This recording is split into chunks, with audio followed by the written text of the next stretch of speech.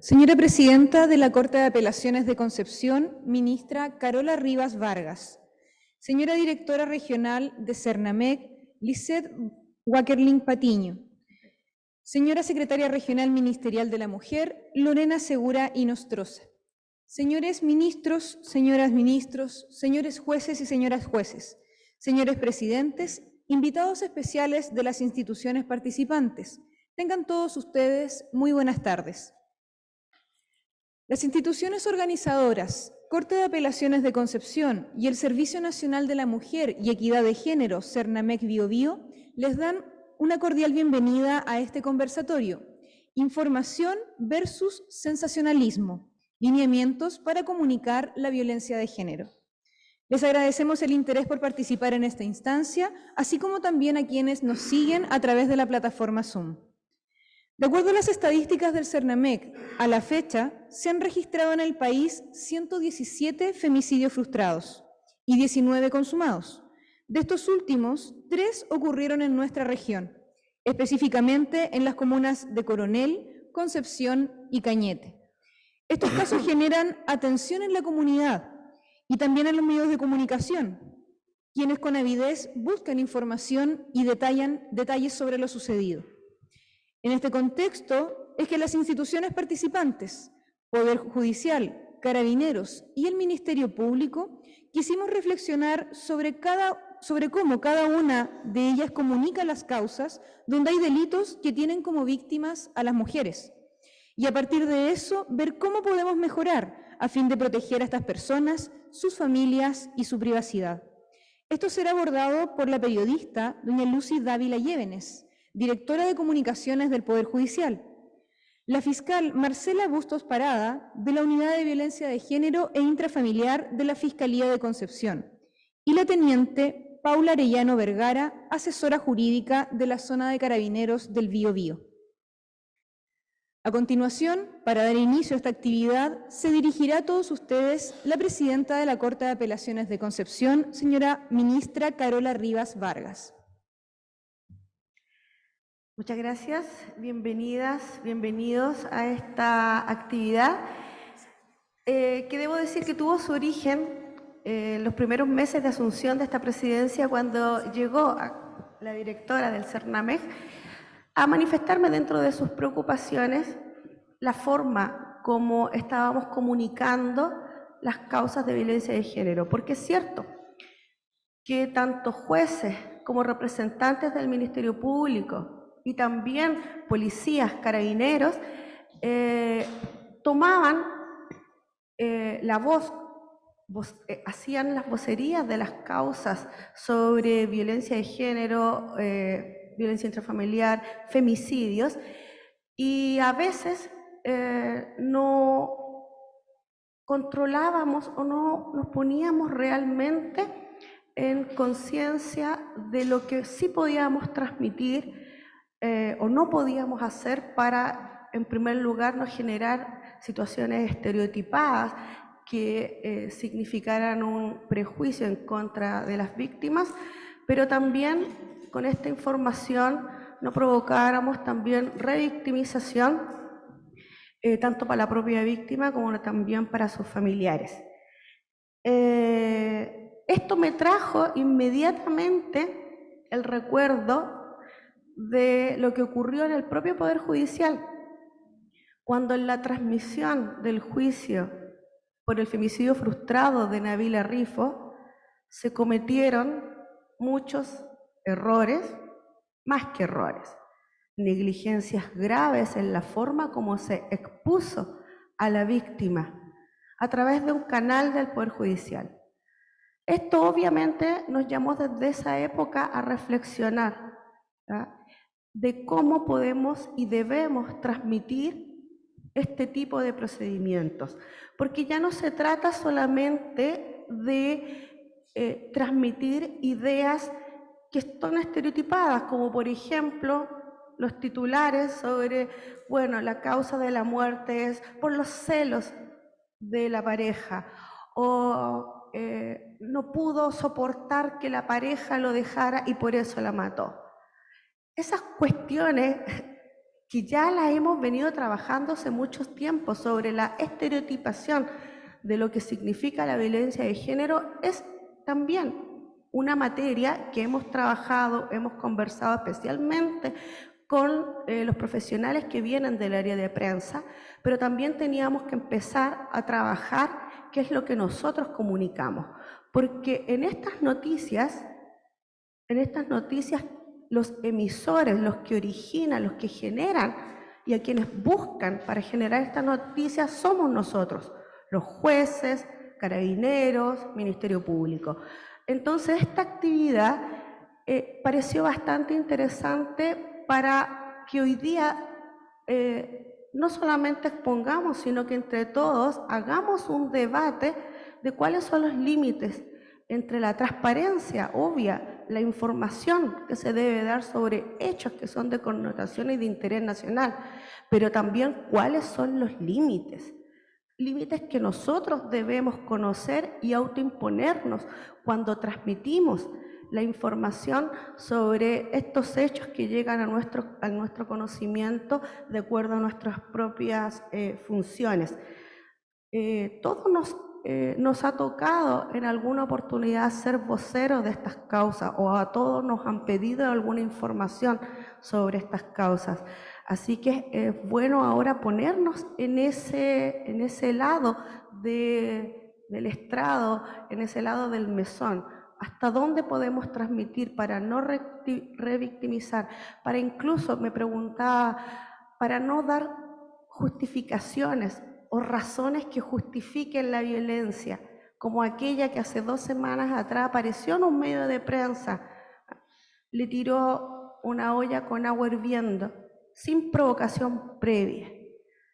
Esas frases, yo no sé si salen del emisor o del propio profesional de la prensa, pero lo cierto es que a partir de aquellas debemos empezar a reflexionar cuáles son nuestros límites, por lo menos en una primera parte, nosotros como origen de la información. Agradezco la tremenda convocatoria que ha tenido este conversatorio, en el que espero que no solamente escuchemos, sino que además hagamos un debate, preguntemos y definamos cuáles precisamente son los límites entre la información y la transparencia y el sensacionalismo o la revictimización. Muchas gracias.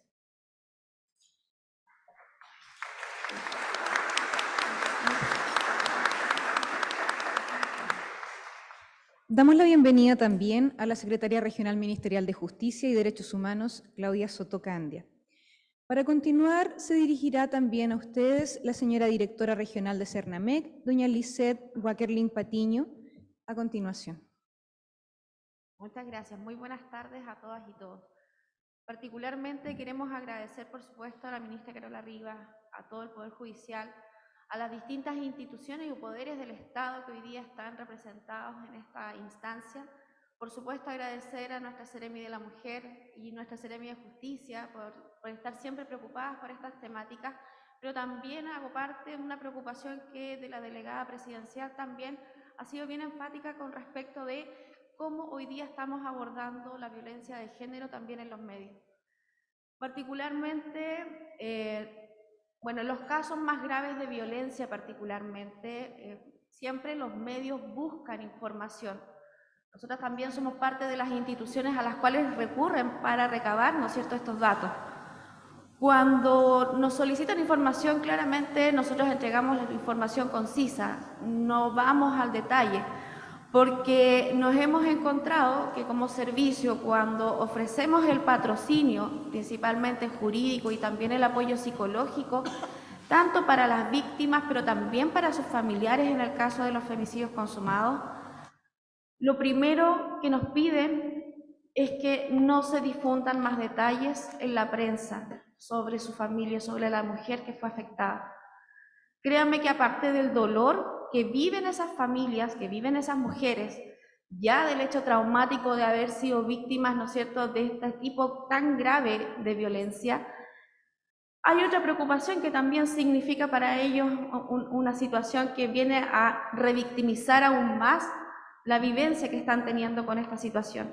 que es particularmente que niños y niñas involucrantes, ¿no es cierto?, de esa familia se enteren por la prensa qué le ocurrió a su familiar, también que sus vecinos se enteren de detalles que claramente deben quedar, digamos, en el entorno interno de esa información y no expuestos al público en general.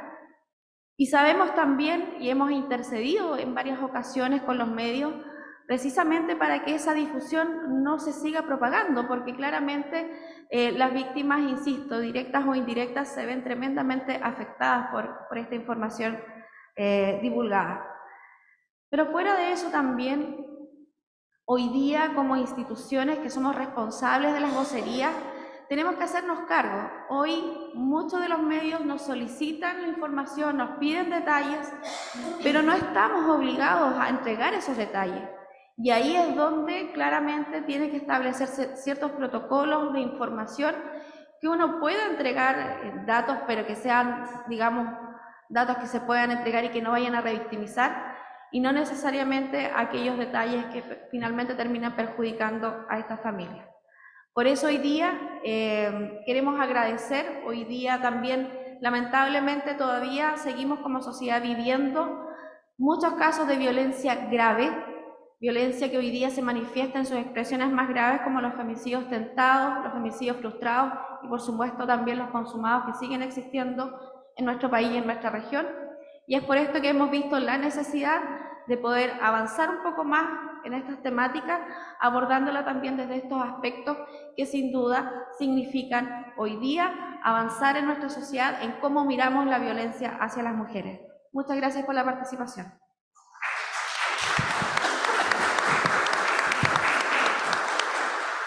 Muchas gracias, señora directora regional. Ahora daremos inicio a las exposiciones, recordando a todos ustedes que una vez que concluyan las ponencias, se abrirá un espacio para que los asistentes puedan formular preguntas. Quienes están de manera presencial podrán hacerlo directamente, pidiendo la palabra en forma previa. Les solicitamos que la intervención sea breve para que todos puedan participar. Y para quienes están conectados a través de la plataforma Zoom, les recordamos que pueden hacerlo a través del chat, detallando a quién va dirigida la pregunta.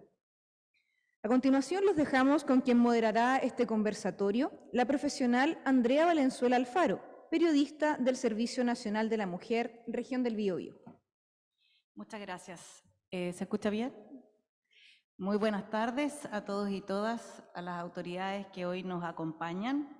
Quisiera hacer una breve introducción, entendiendo principalmente que el femicidio es la expresión más brutal y extrema de la violencia contra las mujeres y las niñas, y este delito por primera vez entra o ingresa o se incorpora en el Código Penal a partir del año 2010 como una extensión o una ampliación del término de parricidio, que se reduce principalmente a delitos de asesinato de mujeres en el contexto de una relación de convivencia, de una relación afectiva de convivientes y también de exconvivientes. Y luego de 10 años se incorpora como un delito ya más bien propio, autónomo, y entra en dos categorías, ¿no? El femicidio íntimo de pareja y el femicidio no íntimo. Y el año 2022, ya el año pasado, conocimos de la ley Antonia, ¿no? Por el caso de Antonia Barra, y ahí pudimos, se amplía a otros delitos que tienen relación más bien con cuerpos legales para mejorar las garantías procesales. Y aquí me quiero detener porque entra de lleno a modificar libertades sobre la ley que tiene libertad de opinión, información y ejercicio del periodismo, porque para comunicar, establece la investigación o juicio, se deberá referir a la víctima, ya sea con sus iniciales, un número o cualquier otra manera que no posibilite su individualización. Además, se debe evitar el uso de todo recurso editorial que dé cuenta de estereotipos o prejuicios respecto a su condición de víctima, eventual responsabilidad de los hechos, conductas anteriores o posteriores al delito, o cualquier otro elemento que normalice, justifique o relativice la violencia sufrida. Es decir, aquí también se amplía a quien comunique o no se respete el anonimato de quien fuera víctima. ¿Y por qué hoy estamos en este conversatorio? Porque claramente es necesario que no solamente se aborde desde el punto de vista legal, sino que también social y cultural, desde un enfoque de género, pero también desde un enfoque de género. Y cuando hablamos de este tipo de hechos, tenemos muy claro que coexisten distintos actores, medios de comunicación, la familia sobreviviente, la sociedad civil, los distintos poderes del Estado, las autoridades, quien investiga estos casos, quien aplica justicia. Y suele suceder que cada uno de ellos tiene una propia historia, tiene un propio relato.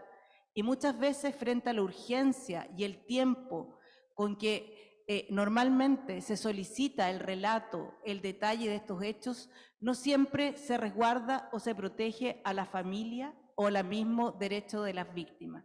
Por eso que es importante que hoy conozcamos los protocolos y también apliquemos dichos protocolos.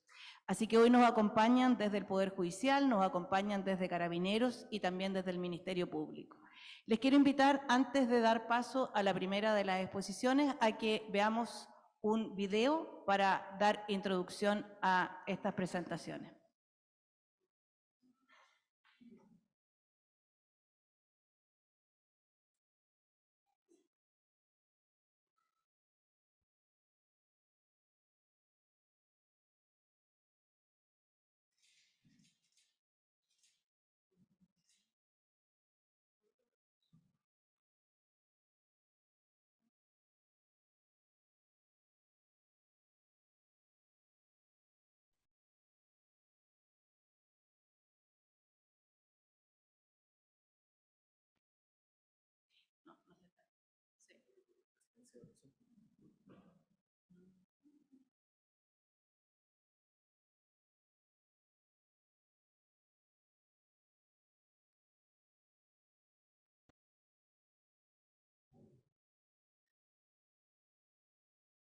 ¿Se va a ver de nuevo o no lo podemos...? Estamos viendo el audio, lo vamos a resolver en unos minutos. Ya. Lado de los restos, el brasier que Fernando utilizaba aquel día y las llaves de la bodega que supuestamente su amigo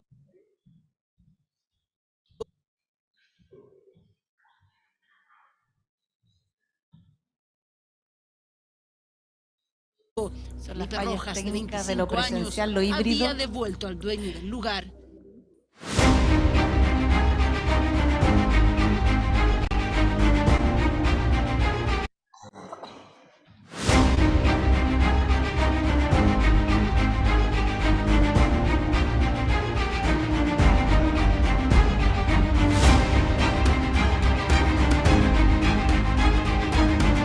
Donde se encontraba Maciel estaba en una excavación de más de 70 centímetros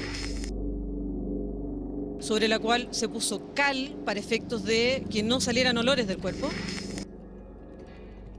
y sobre ella una losa de cemento. Sobre la losa de cemento habían 2 metros de escombro. El tamaño de la víctima, que era extraordinariamente pequeñita, debe haber sido de 1,50 m, estaba en posición fetal. Por lo tanto, el espacio que ocupaba en la tierra no debe haber alcanzado el metro de largo por 70 centímetros de ancho. El cuerpo estaba envuelto con un trozo de lona, las mismas que utiliza la empresa para encarpar en los eventos. Al lado de los restos, el brasier que Fernando utilizaba aquel día y las llaves de la bodega que supuestamente su amigo Felipe Rojas, de 25 años, había devuelto al dueño del lugar.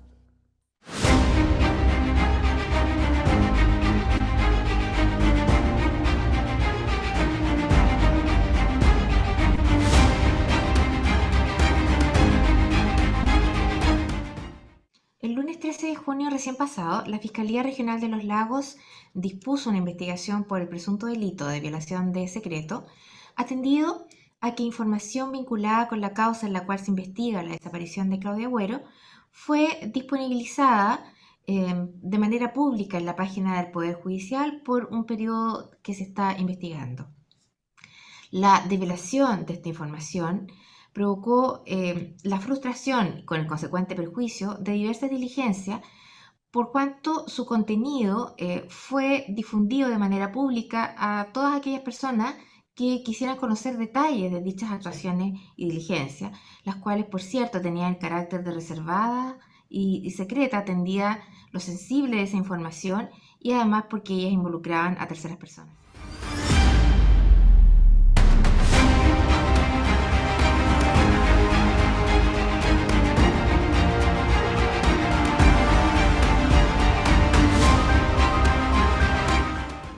Lo que se encuentra es un material reciente y de un individuo desconocido. A lo que se refiere el médico forense Luis Rabanal, es el material genético obtenido de la actividad sexual reciente no más de 24 horas al ataque que sufrió en Avilarrifo. Según su declaración, que solo se limitó a este ámbito, dicho material no coincide con el de Mauricio Ortega.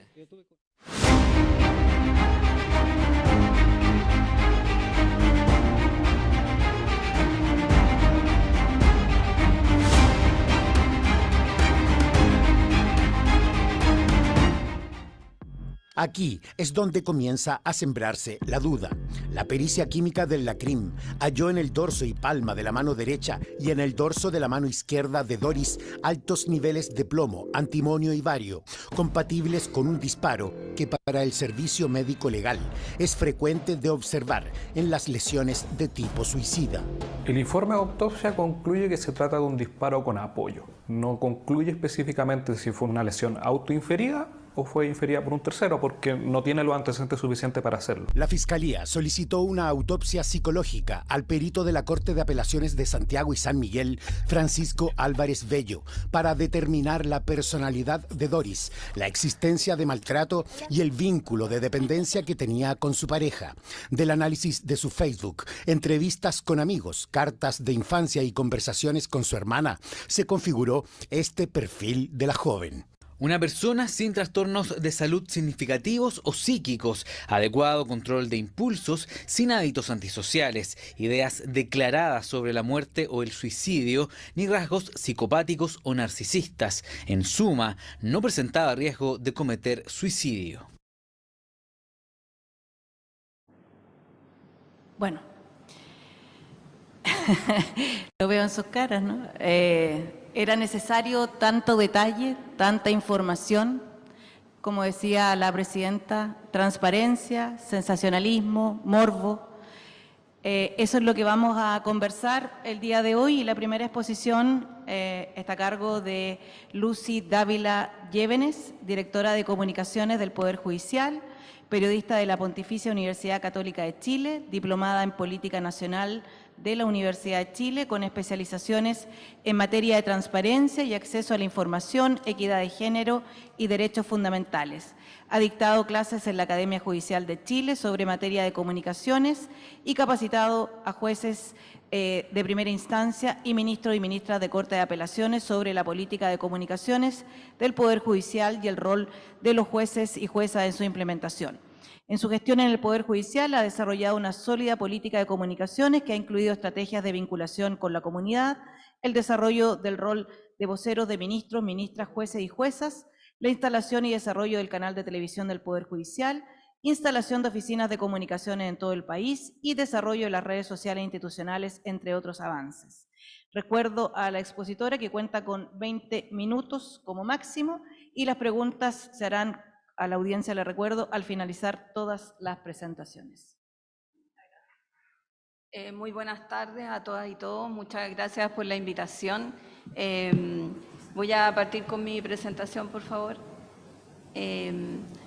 Creo que este es un tema que convoca mucho, ya lo hablábamos, ya lo reconocía la presidenta. Nosotros estamos somos testigos de las muchas veces que se han convocado, no específicamente al tema de las comunicaciones, pero cualquier tema que tenga que ver con género, con violencia de género, tiene mucho interés y eso es muy interesante.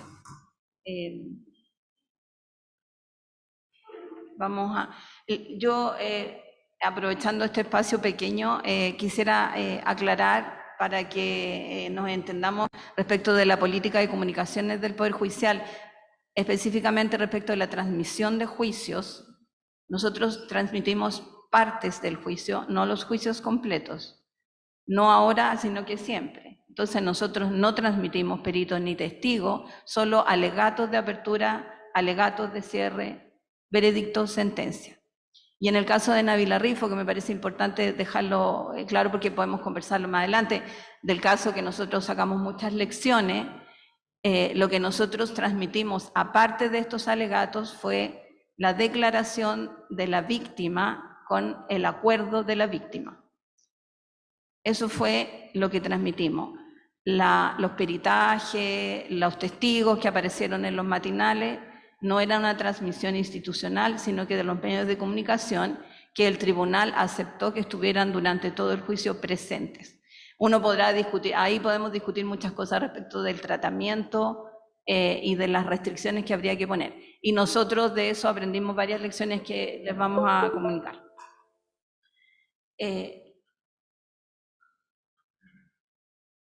Bueno, el tema principal de acá es, estoy media mal con mi...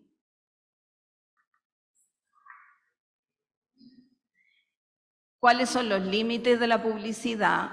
¿No? Ese sería el tema principal.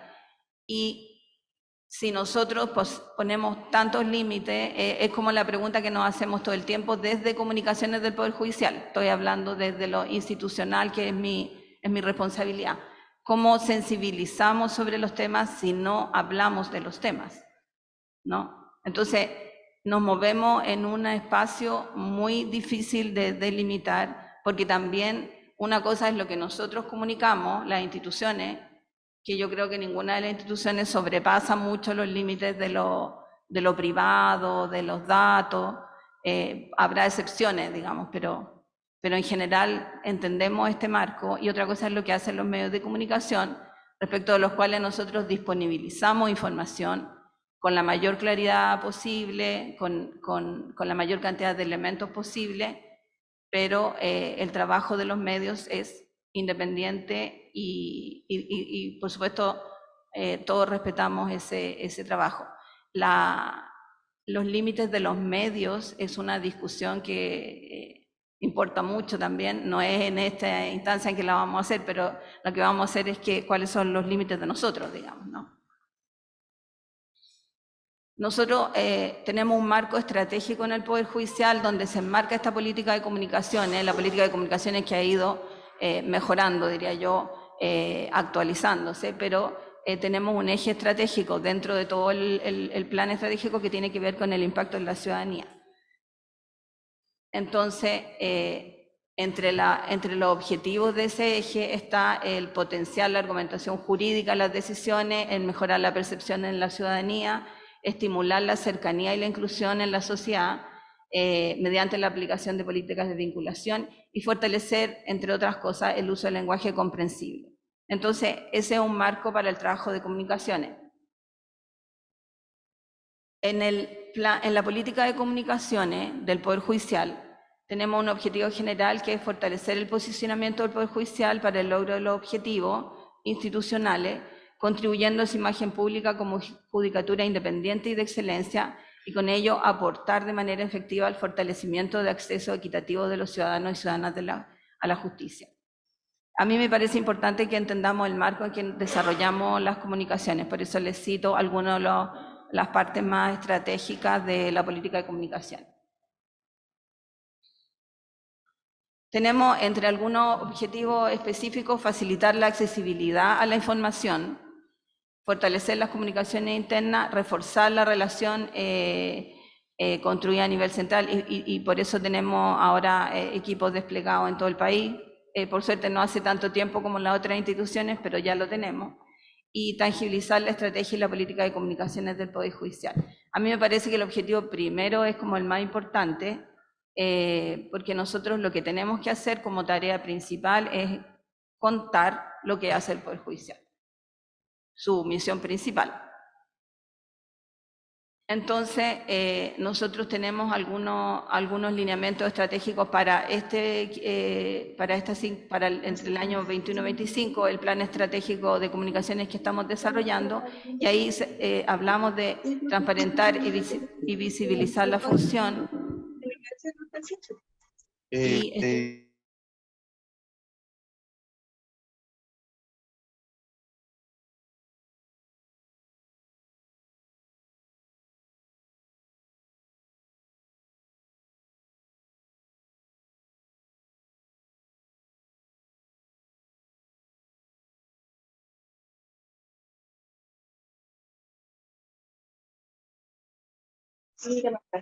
considera en una modificación que se hizo en mayo del 2014,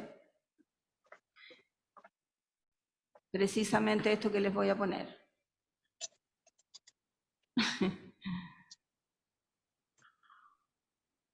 ¿Sí me la puede pasar, por favor? Ahí. No, se me saltó un...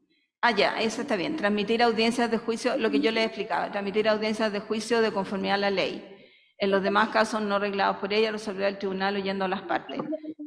Esta es una discusión que la tuvimos largamente en el Comité de Comunicaciones de la Corte Suprema, y quisieron que se estableciera exactamente esto que está aquí respecto a la transmisión de juicio, que es un elemento sustantivo, diría yo, en la difusión del quehacer del Poder Judicial. Nosotros no transmitimos tantos juicios, transmitimos algunos juicios y algunas audiencias de esos juicios, ¿no? Entonces, en los juicios penales se transmite, como yo les decía, no se transmiten las declaraciones de los imputados, ni se transmitirán audiencias en que estos sean niños, niñas, adolescentes, obviamente. Y en caso de que las víctimas sean niños, niños, adolescentes, la decisión de la transmisión quedará a criterio del juez. Es el lineamiento que el Comité de Comunicaciones estableció para la transmisión de audiencia. Lo que yo les decía del caso de Nabila Rifo es que precisamente como nosotros transmitimos la declaración de la víctima, y eso revictimizó, por supuesto, a la víctima y generó un montón de polémica respecto de qué estamos haciendo con las comunicaciones institucionales. Entonces lo que se resolvió, que nosotros, como les digo, lo hicimos excepcionalmente, lo que nosotros hicimos, ahora quedó establecido como norma para comunicaciones, es que nunca se transmite las declaraciones del imputado y las declaraciones de la víctima, ¿ya? En los juicios. Porque cuando parten los juicios, ustedes saben, a veces se les da la palabra, normalmente los imputados no hablan, a veces hablan. Entonces ahí hay que cortar la audiencia y la transmisión inmediatamente. Bueno, podemos en las preguntas quizás explicarles por qué nosotros transmitimos el testimonio de Nabila Rifo, eso también pero para avanzar, ya no tenemos La Cuarta como un diario impreso, y no se dedica a este tipo de temas, pero es como sintomático de lo que fue la comunicación de este tipo de delitos en la prensa, ¿no? Está el caso de Fernanda Maciel, que lo acabamos de ver.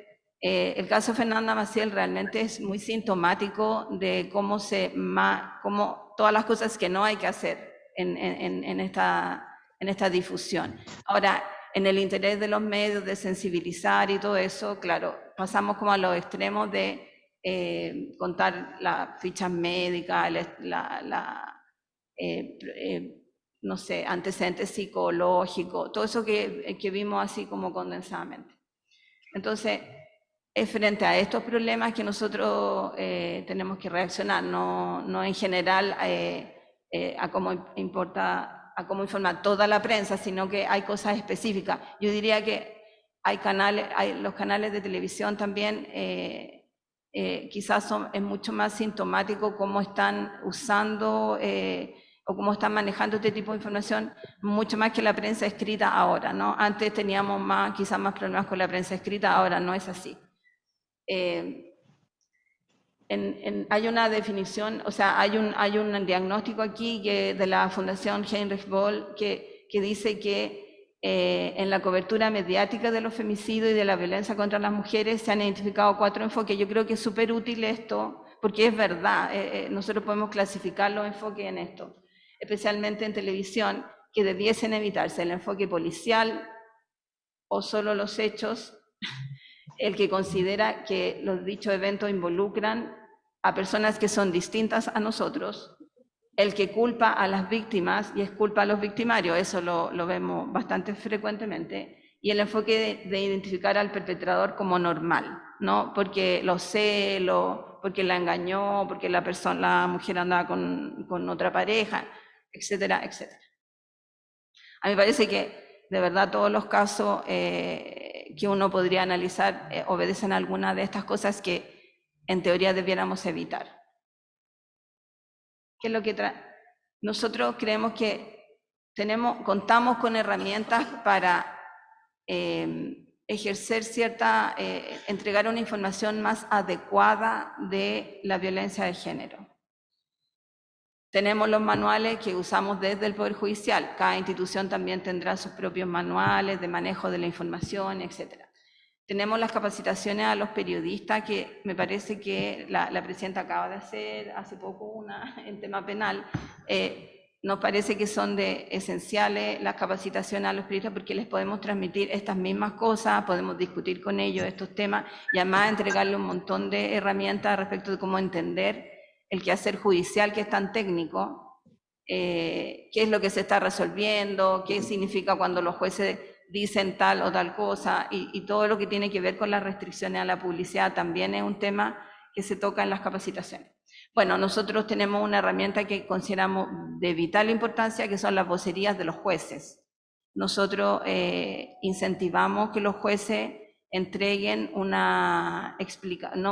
entreguen su resolución de una manera en un mensaje corto, audiovisual, y hemos tenido mucho éxito con esa política que lleva varios años, respecto de la cual nosotros intentamos capacitar a los jueces. Nosotros mismos desde la Dirección de Comunicaciones hemos hecho bastantes talleres de vocería, y en esta región en particular tenemos una muy buena cantidad de vocerías que hacen los jueces, porque es una herramienta efectiva de comunicación de la resolución judicial para los medios de comunicación que requieren, ustedes saben ya, un comunicado escrito no le sirve ni siquiera a los diarios, porque todo el mundo tiene páginas o redes sociales que necesita audio, necesitan video. Entonces nosotros creemos que esa es una excelente herramienta, porque el juez lo explica en los términos que el Poder Judicial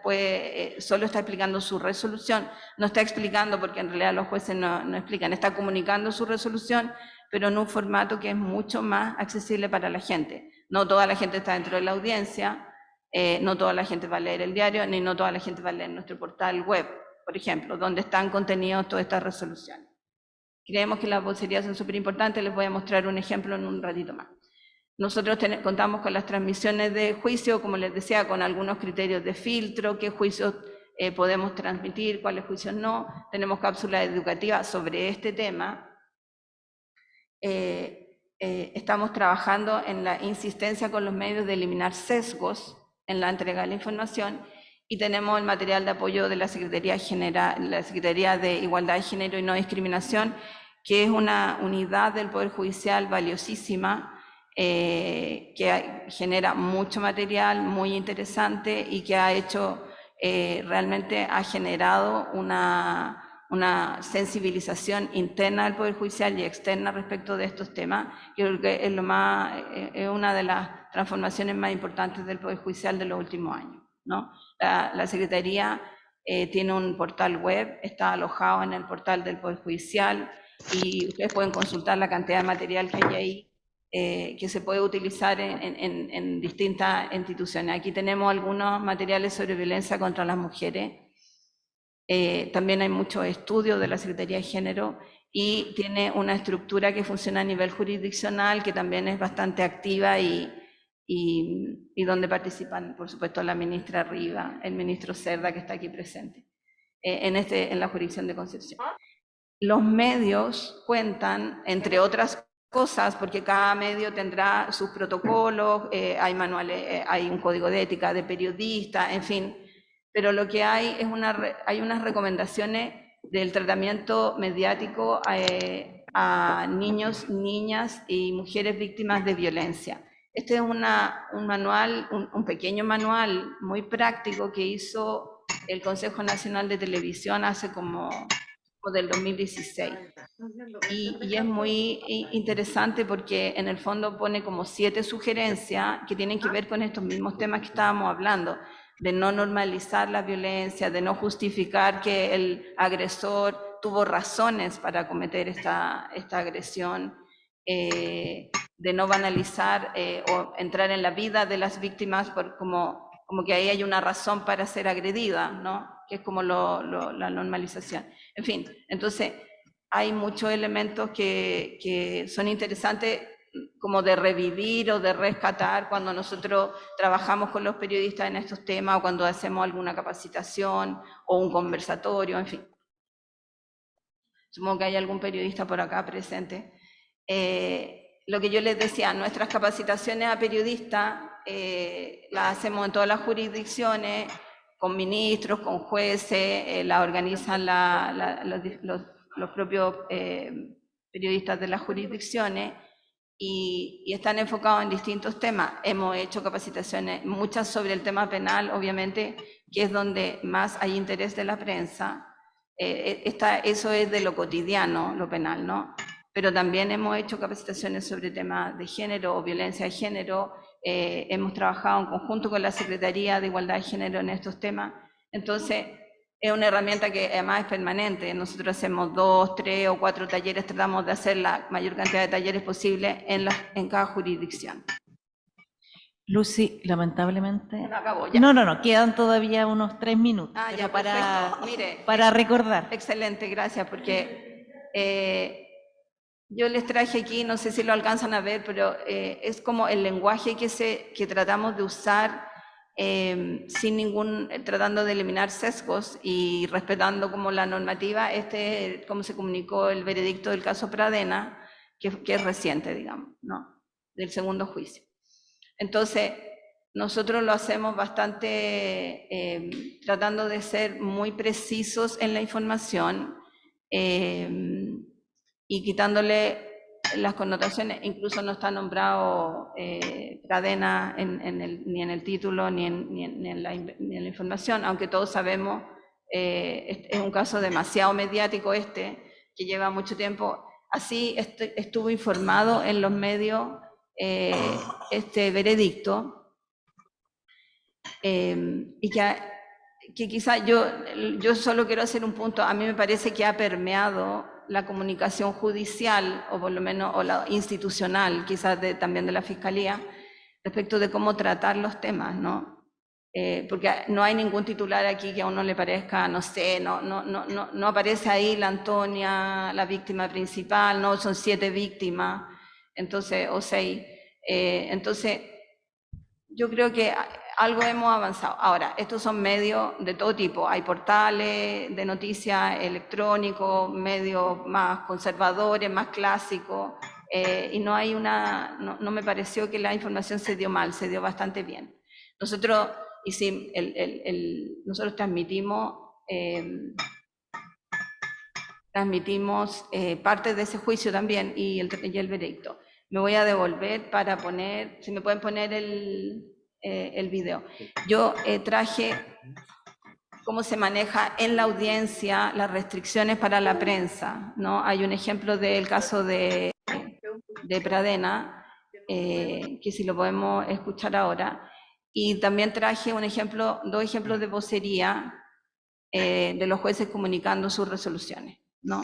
Cortito para no pasarme del tiempo. Esto no demora más de 2 minutos.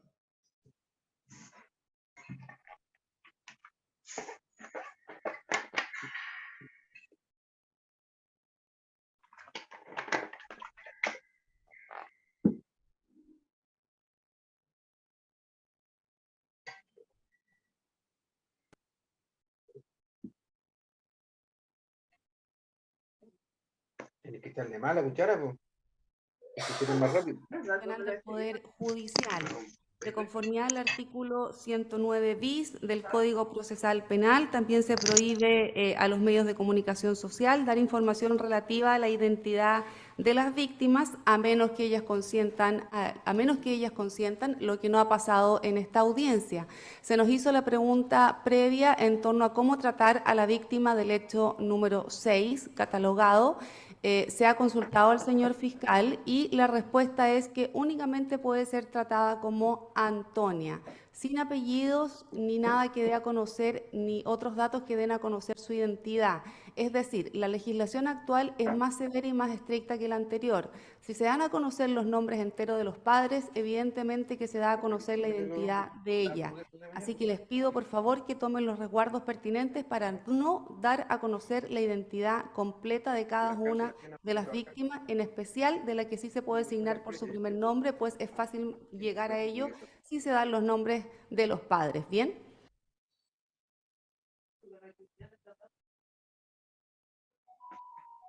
De máxima claridad para los medios al comenzar la audiencia, ¿no?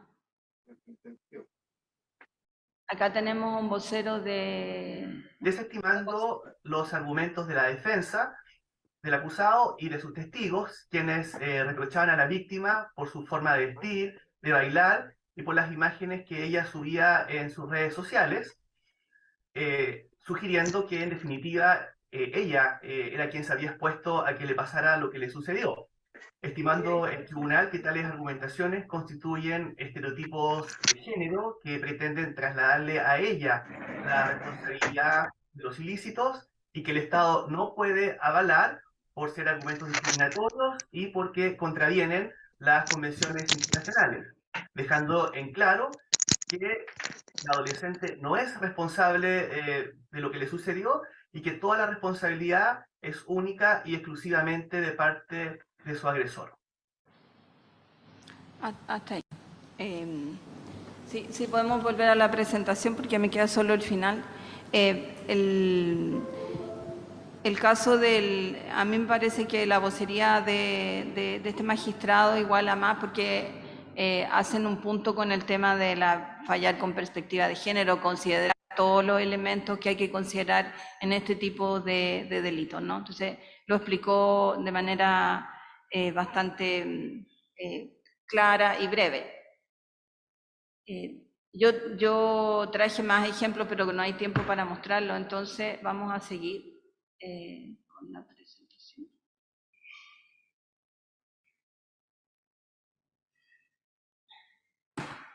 Solo para tener presente que tenemos todo, hay que combatir y hay que considerar los estereotipos que hay en este tipo de delitos, que los detalles escabrosos son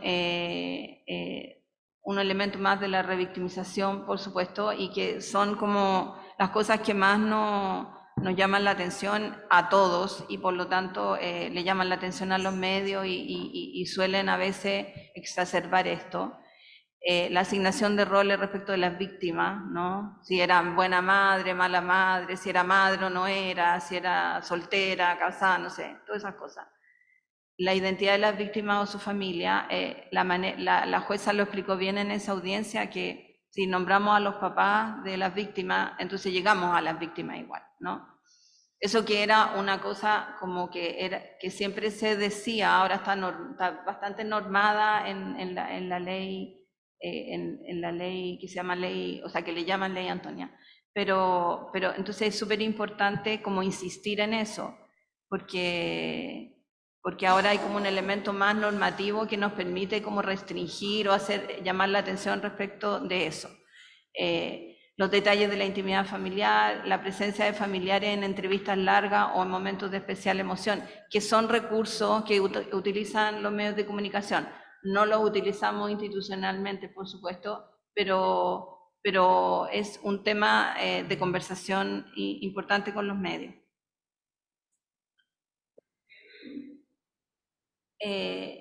Algunos jueces además me hicieron muy presente que es importante en la comunicación que uno diga el nombre de los delitos por su nombre y no empiece como que si es un femicidio, si son abusos, porque como que hay una visión de que no se dice tan directamente eso, como que se llega como al final a decir, parece que a lo mejor es un femicidio, a lo mejor no sé qué.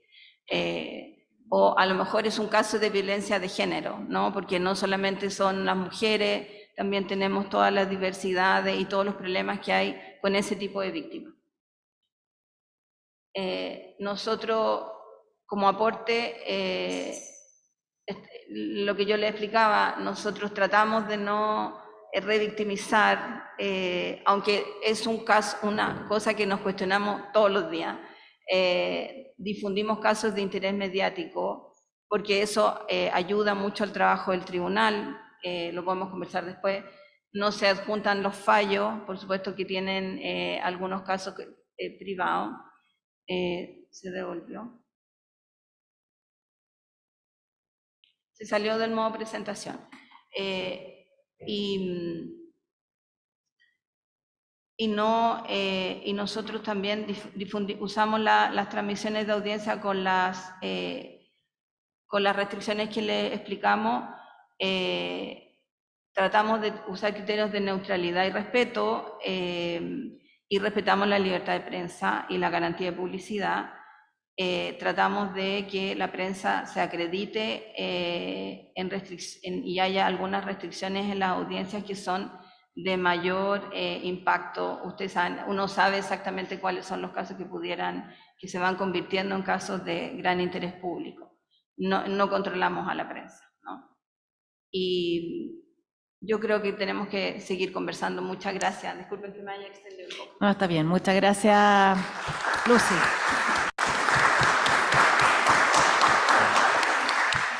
Bueno, vamos a recordar que las preguntas las vamos a realizar al final de las presentaciones. Es importante analizar efectivamente qué información es efectivamente necesaria y cuál puede afectar a quienes están involucrados o involucradas directamente en aquellos hechos de violencia de género. Le queremos invitar a escuchar el testimonio de María José Jiménez. Revisemos el siguiente video.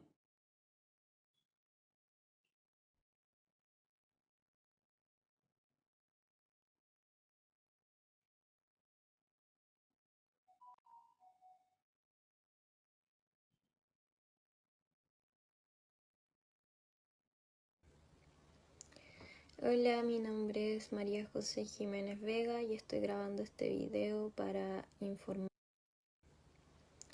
Hola, mi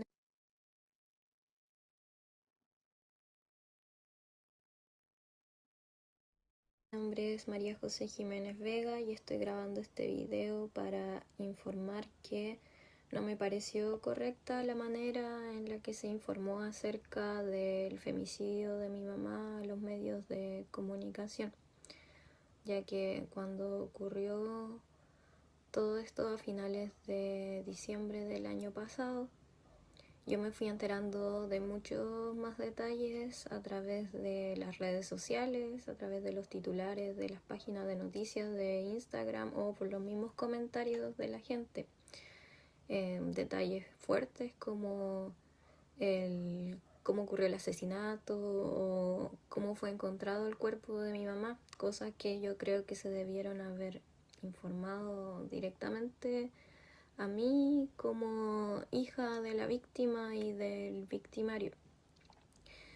Entonces me gustaría que esto se tuviera en consideración para la próxima vez que quieran informar algo a los medios o a otra persona, ya que siento que nosotros, los familiares directos de la víctima, somos quienes tenemos el derecho a conocer esta información y de ahí decidir si queremos que esta se masifique o no. Así que eso.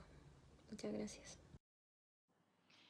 Bueno, quisimos compartir, agradecemos a María José Jiménez que nos dio su testimonio, que además aceptó mostrar su rostro. Quisimos humanizar este testimonio porque detrás de esa cuña, de esa vocería y de pronto de la urgencia con que muchas veces nos buscan los medios de comunicación para entregar esos detalles, hay una familia, hay una hija, un hijo, y quisimos compartirlo con ustedes. Vamos a continuar con la segunda exposición. Cedo la palabra a Marcela Bustos Paradas, del Ministerio Público. Ella es abogada de la Universidad de Concepción.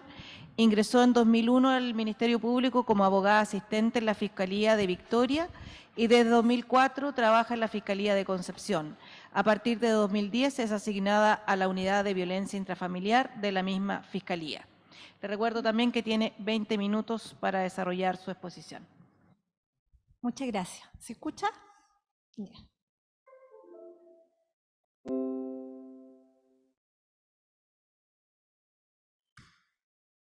Bien, antes que nada agradecer la invitación, saludar a todos y todas las presentes. Este tema me parece muy relevante desde que estamos en la era de la información y por lo tanto el número de canales de información ha crecido enormemente, ¿ya? Y por lo tanto el acceso a la información es muy masivo, mucho más masivo que antes. De ahí la relevancia entonces de arbitrar los medios para que la información que se entrega, la integridad de esa información, la veracidad de esa información y la claridad de esa información sea de la máxima calidad posible para que se pueda difundir al público todo. Y en eso, los actores del sistema, las policías, el Ministerio Público, los abogados de las instituciones del Estado que trabajan en materia de violencia, es fundamental, porque somos nosotros los que entregamos la información a la prensa, y la prensa son los que difunden al gran público. Y de ahí la responsabilidad grande que tenemos entonces en arbitrar los medios para que efectivamente eso sea de la mejor calidad posible. Bueno, cuando se nos invitó al Ministerio Público a que concurriera el día de hoy a este conversatorio, se nos preguntó, ¿existe una política institucional del Ministerio Público en materia de delitos de género?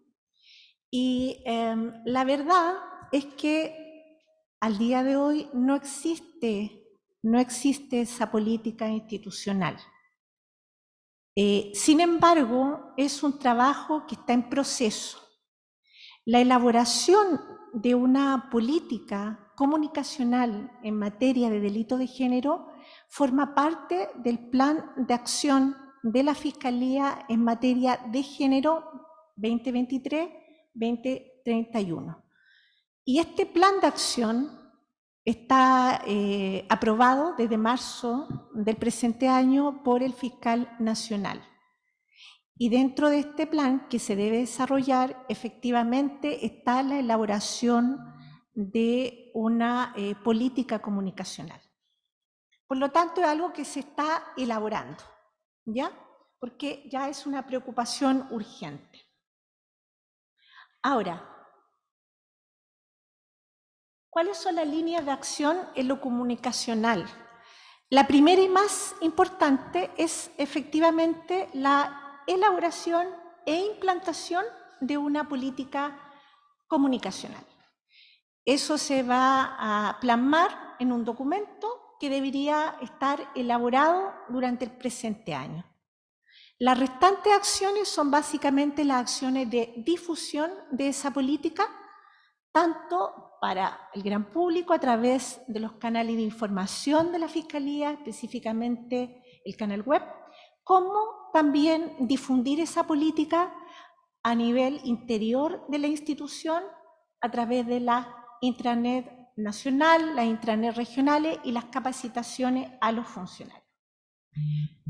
Entonces, básicamente es un trabajo que se está haciendo y debería culminar este año con la elaboración de esa política comunicacional. Entonces, ¿cómo se hace hasta ahora? ¿O cómo se ha hecho hasta ahora? A través de la tradicional línea de la vocería. ¿Quiénes son los que realizan esta vocería actualmente en los casos? Variará. Muchas veces la vocería lo hacen los fiscales titulares de los casos de interés. En otros casos lo hace el fiscal que está de turno, de instrucción. Cuando ocurre el hecho, concurre al sitio del suceso, están los periodistas ahí se genera otro canal de comunicación. En otras ocasiones son el fiscal que está en la audiencia, sea en la audiencia de control de la detención, cuando hay una persona que está detenida por el hecho, o sea en las restantes audiencias que se realizan durante el curso de la investigación, y evidentemente cuando son casos de interés público o de relevancia nacional a través de la Fiscalía Regional. ¿Ya? Ahora, ¿cuál es el canal de comunicación de estos fiscales que hacen esta vocería con los medios de comunicación? Es nuestro asesor comunicacional, que muchos de ustedes conocen, de hecho está por acá presente el día de hoy. Por lo tanto, en nuestra región, al día de hoy, no tenemos un vocero propiamente tal que se refiera a todos los casos regionales, sino que son los fiscales que he mencionado los que se refieren a cada uno de ellos. ¿Qué datos se entregan a la prensa? Básicamente, la relación de datos dice relación con todas aquellas informaciones que se pueden verter en la audiencia respectiva y que son de interés público. Por lo tanto, se tiene especial cuidado con aquellos datos que aparezcan como sensibles, identidades de las personas involucradas, detalles de los hechos o cualquier otro tipo de de información que se pueda difundir y que pudiera significar una revictimización de la víctima o la difusión de datos personales sensibles de cualquiera de los intervinientes del proceso. Eso en términos comunicacionales. Ahora, ¿qué ha hecho la institución a la fecha en el resto de las temáticas de género? Bueno, básicamente se ha elaborado una política de igualdad de género que se puede observar a través de la investigación y persecución penal en la orientación y relación que se tiene con los intervinientes del proceso y en el desarrollo organizacional interno. En esas tres áreas, es decir, en la investigación de los casos, en la relación con las víctimas intervinientes y en el aspecto interno de la Fiscalía, hay una política de género. Se ha avanzado en la elaboración de planes para el uso de un lenguaje inclusivo y no sexista al interior del Ministerio Público, y todo esto se ha abordado a través de diversas capacitaciones que se han desarrollado a la fecha. Es decir, la idea es ir avanzando en estas temáticas, pero el punto central que dice relación con una política comunicacional propiamente tal, como he dicho, está en elaboración. Eso en lo institucional. Ahora, en lo personal y desde mi experiencia, yo dije, bueno, tengo que transmitir algo más de lo que podemos ver en el día a día en los casos y lo que nos parece relevante como fiscales en relación a la canalización de la información y en la relación con los medios. Y bueno, la verdad es que de todos los materiales que llegaron a mis manos, hay uno especialmente y al que me quiero referir, que me hizo más sentido o que de algún modo plasma las propias ideas que tengo sobre el tema. Es un material que está en la web a disposición de cualquiera de ustedes y es un trabajo que se hizo en Uruguay que a mí me hizo mucho sentido en esta materia. ¿Ya? Es un documento que se llama Guía para la cobertura periodística de femicidios y violencia de género. Fue realizado en un trabajo en conjunto entre la Universidad Católica de Uruguay, la CAINFO, que es un centro de archivo y difusión de la información pública en Uruguay, y ONU Mujeres. Esta guía se hizo además con el auspicio de la Embajada de Suiza en Uruguay. Es un documento bastante completo, está en la web. Y bueno, es muy extenso para, digamos, exponerlo en su totalidad, pero sí voy a sacar algunas ideas fuerzas para contárselas a ustedes y que me parece a mí que son súper pertinentes con el tema del día de hoy. El primer punto es ¿por qué se hizo esta guía? ¿Por qué fue necesario plasmar en un documento la política comunicacional en materia de delito de género? Y este documento dice lo siguiente, ¿ya? Que se consideró necesario para compartir insumos con el objeto de aconsejar buenas prácticas y profundizar en la temática. ¿Y con qué objetivo? ¿Por qué se buscan estas buenas prácticas? Es porque en el fondo se busca que todos los actores de la sociedad en esta materia, y especialmente los intervinientes o los actores profesionales, los abogados, los activistas, los jueces y también el periodismo, puedan transmitir la información en modo tal que permita contribuir en algo a combatir las desigualdades por motivo de género y la violencia contra la mujer. ¿Ya? En el fondo se busca un objetivo que es ese y en que nos involucra a todos como sociedad. Y el granito de arena que tienen que aportar los que estamos acá presentes, jueces, abogados, fiscales, policías y periodistas, va en esa dirección. Y se nos da tips de cosas que se aconsejan como buenas prácticas y otros tips respecto de situaciones que se sienten o que se transmiten como a evitar o prácticas que no deberíamos tener. Muchas de ellas ya la han plasmado la expositora anteriores. Buenas prácticas. ¿Qué nos dice en materia de buenas prácticas? Primero, contextualizar la información, ¿ya? No transmitir la noticia del femicidio, del hecho de sangre, del acto de violencia intrafamiliar como un hecho único y aislado, como una noticia más de la crónica roja, un homicidio más dentro de los que hay todos los días. No, debe darse esta noticia poniéndolo en un contexto especial que dice relación con una temática más profunda que es la de la violencia contra la mujer y la violencia también al interior de la familia. Y desde ese punto de vista, aportar información, aportar datos y aportar cifras que permita que esta información quede contextualizada. En segundo lugar, como buena práctica, también se aconseja que al transmitir esta información, los medios de comunicación permita o dé el espacio a que hablen los expertos, ¿ya? Es bueno que junto con dar la noticia de que ocurrió este hecho de sangre, poniéndonos el caso más grave, que es un femicidio, pueda hacerse una entrevista, quizás más que a la vecina,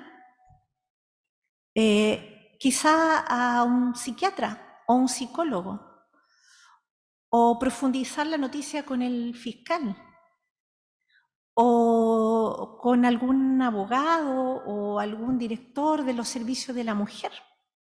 ¿Por qué? Porque ellos van a dar un punto de vista y una información extra que permita que la noticia además sirva para dar cuenta de la importancia de este fenómeno de la violencia contra la mujer.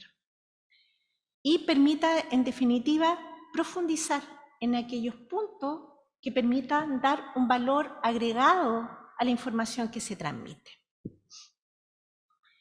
También aconseja como una buena práctica que no solamente se ponga el foco en la mujer, que es lo que normalmente se hace, quién era la víctima, sino que también es necesario que en esta noticia se profundice, bueno, también quién era el imputado. ¿Ya? Muchas veces se habla mucho de la víctima y de sus características, ¿ya? Pero es relevante también saber quién era el imputado. ¿Tenía antecedentes de agresión por otros casos, con otras víctimas? ¿Mantenía comportamientos que pudieran implicar que había un riesgo inminente del que no se dio a lo mejor la importancia suficiente en su momento? Toda esta información extra sirve en definitiva para darle un valor agregado a la información que se transmite. Se establece también como buena práctica el que los actores del sistema todo, y no solamente los abogados, tengan conocimiento de las etapas del proceso y de la importancia de cada etapa, ¿ya? Es importante que el periodista o el policía sepa también en qué etapa del proceso se está, qué información se puede dar o no se puede dar en esa etapa y cuál es la importancia de esa etapa en la investigación toda. Es decir, de algún modo especializarse, tener un conocimiento mínimo de cómo se lleva adelante un proceso penal. Con esto de que todos manejemos ese lenguaje mínimo, evitamos, por ejemplo, dar información que aparezca como poco conveniente porque puede generar un problema para la investigación. Muchas veces se difunde información que dice relación con diligencias que se están desarrollando en el momento por la policía y que se pueden ver frustradas por la excesiva información que se da respecto de las diligencias que se están haciendo. Muchas veces se difunde información que dice relación con la vida privada de la víctima, que no viene al caso con el proceso penal o con la investigación policial, y que no hacen más que difundir estereotipos, como que eso no ha hecho presente. Quiero recordar el tiempo, quedan Muy 2 bien, minutos. gracias. Finalmente, se establece como buena práctica el aprovechar el momento de dar la noticia para también difundir las líneas de ayuda. Quizás es importante que cuando se esté dando la noticia en la televisión, en un canal de YouTube, en la radio o en el diario, vaya un inserto que señale cuáles son los canales de comunicación, las líneas rojas de Carabineros, de la policía o de la Fiscalía para denunciar hechos de violencia contra las mujeres o para que la propia mujer pida ayuda. Es el momento de difundir esa información cuando se está dando la noticia, porque es el momento en que la población está más sensible. ¿Qué es lo que se debe evitar? ¿Qué es lo que se debe evitar? Algo ya lo adelanté en el punto anterior, evitar dar cobertura al caso como un caso más de la crónica roja, como un hecho que es equiparable a cualquier otro delito, como una muerte en otro contexto. Es un caso que tiene características especiales y debe dársele la contextualización que merece. Se debe evitar el sensacionalismo y el morbo, dando detalles del caso que sean excesivos y que finalmente no tienen ningún interés público, ¿ya? Difundir fotografías, difundir declaraciones que digan en relación con estos puntos que básicamente no van a aportar más a la información y que pueden ser revictimizantes para la víctima que ha logrado sobrevivir, para sus familiares o para su entorno más cercano. Otra cosa a evitar, exponer a los niños, niñas o adolescentes, muchas veces o ellos son víctimas directas o ellos son víctimas indirectas, porque han sido testigos, por ejemplo, del homicidio de su madre. Se debe evitar difundir sus identidades, sus rostros. Se debe evitar dar toda información que pueda en definitiva hacer que esa persona que es vulnerable ve expuesta su vida o la de su familia en los medios de comunicación. Se debe evitar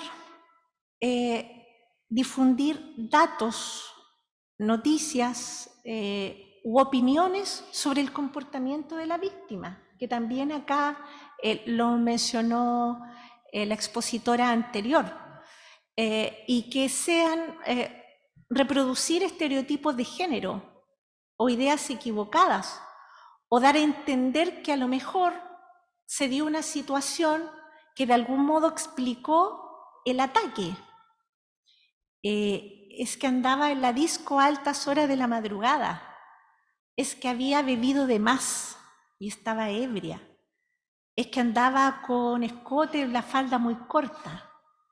Todo ese tipo de información, en definitiva, reproduce estereotipos de género, dan a entender como si existiera o alguno de esos datos fuera relevante para explicar la actuación de la persona imputada y en definitiva no aportan nada a la noticia, ¿ya?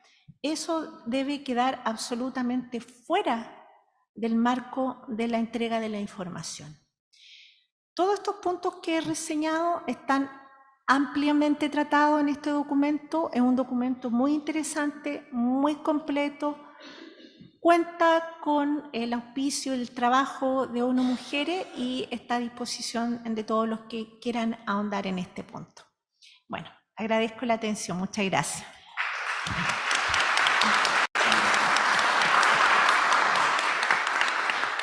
Agradecemos a Marcela Bustos del Ministerio Público. Efectivamente se denomina Guía para la Cobertura Periodística de Femicidios y Violencia Basada en Género, de ONU Mujeres y también de la Universidad Católica de Uruguay. Me parece que está dentro de las instituciones y que está en Google, la pueden también buscar ahí. Se puede descargar, digamos, es un documento público. A continuación expondrá Paula Arellano Vergara, es abogada de la Universidad Católica de la Santísima Concepción. Lo hará a propósito, ¿no es cierto?, de la institución Carabineros acá de Biobío. Es diplomada en Derechos Humanos y Función Pública por la Universidad del Biobío y también diplomada de extensión de formación de formadores en Derechos Humanos para Carabineros de Chile por la Universidad de Los Lagos. En 2016 ingresó a Carabineros y desde agosto de 2020 ostenta el cargo de Teniente de Justicia de la institución, donde se desempeña como asesora jurídica de Carabineros de Biobío.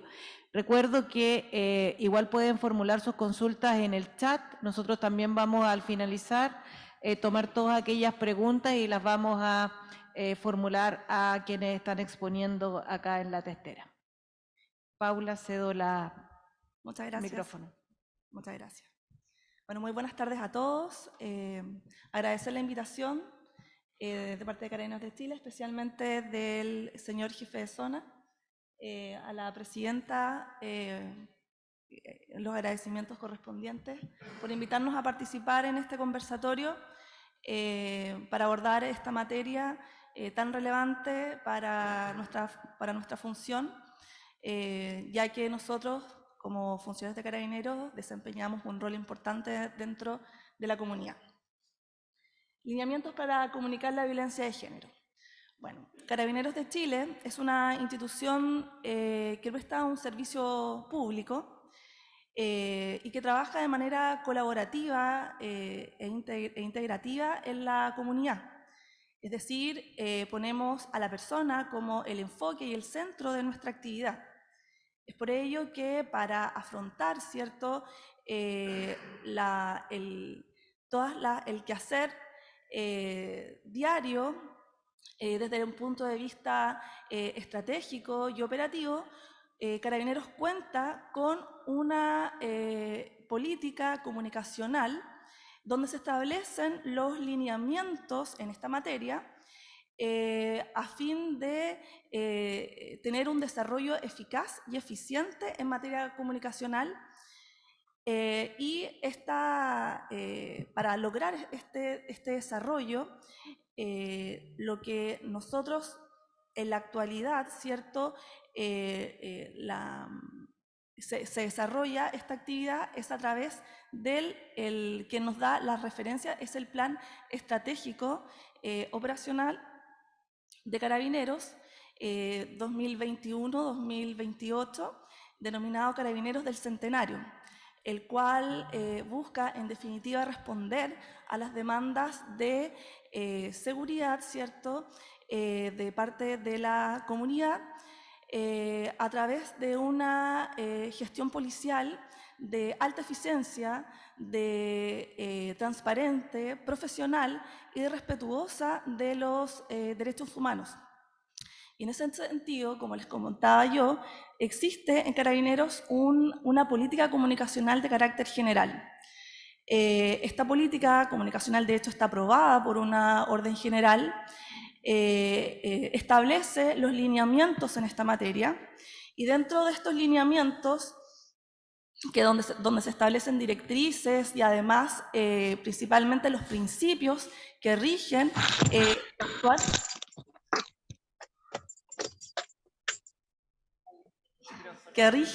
la comunicación, dentro de los cuales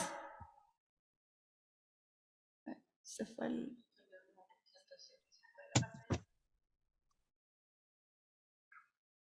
Hay que poner modo presentación. Carlos, la pantalla completa. Sí, se salió de... Ahí sí.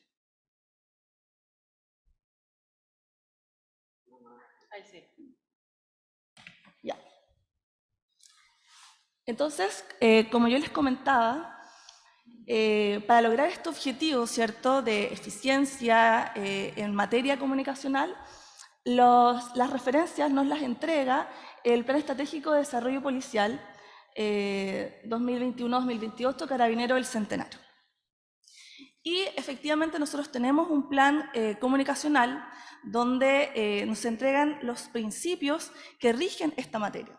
Dentro de esos principios está la veracidad, la transparencia, el compromiso, el sentido de pertenencia, la coherencia, y también dentro de esos principios está el de la formalidad. Y es ahí donde me quiero detener, puesto que se indica que la relación entre Carabineros, ¿cierto?, la comunicación que se entrega a la comunidad y los medios de prensa, los reporteros, debe ser de carácter formal, ¿ya? Y en ese sentido, en esta formalidad se debe respetar las limitaciones que nos impone el ordenamiento jurídico al momento de entregar información. También dentro de ello se debe también respetar la reserva que existe para determinados procedimientos policiales, la reserva que existe en cuanto a la protección de las víctimas, a la entrega de datos sensibles, y antes que todo, entender que nosotros como carabineros, una de nuestras funciones principales es la de entregar un servicio de protección preventivo a la víctima, y en ese sentido entonces nosotros no podemos revictimizarla.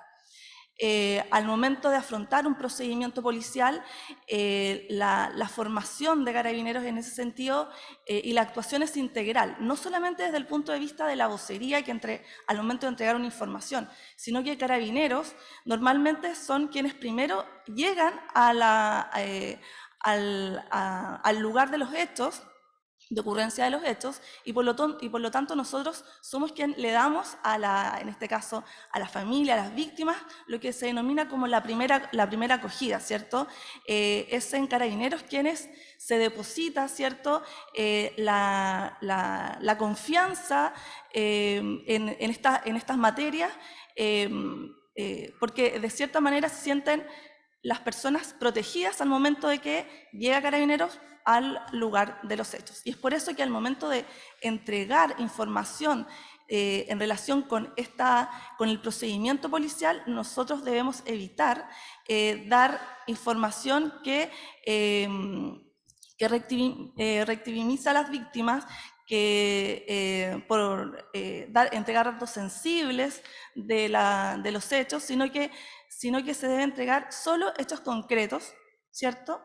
Y no más allá de lo que efectivamente ocurre en el momento y de la información veraz que tenemos en ese momento preciso.